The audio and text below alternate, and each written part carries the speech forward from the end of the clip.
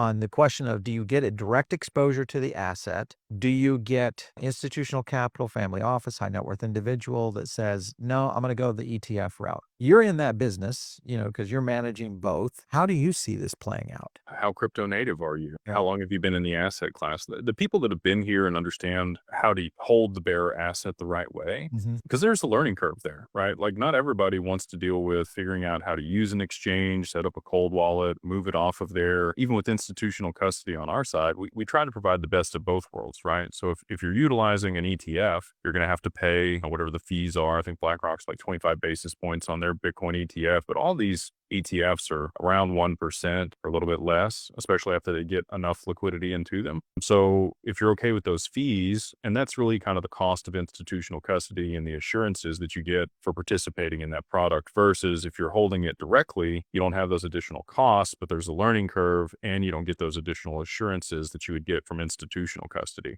Right. So that's what I think about in my mind. I'm like, okay, it's going to cost me 1%. It's kind of the insurance that this is good. Liability is on the other person. It's not on me. And I get that warm and fuzzy that I wouldn't get if I was holding it myself. And family offices, some of them are very private and they would prefer to hold the asset themselves and figure that out and employ the people. But I think you're going to see the majority of the adoption from institutions and family offices as a whole, probably more on the structured product side, because that's also easy to report on. A lot of the frictions that we've had is Adapar and Orion and Black Diamond and all these reporting softwares aren't interoperable with these exchanges or custodians. And so for them to be able to see the full portfolio, a lot of it's manual entry unless you're just buying a structured product that's inside your traditional portfolio and you have full visibility. So I think most people are probably going to go that way.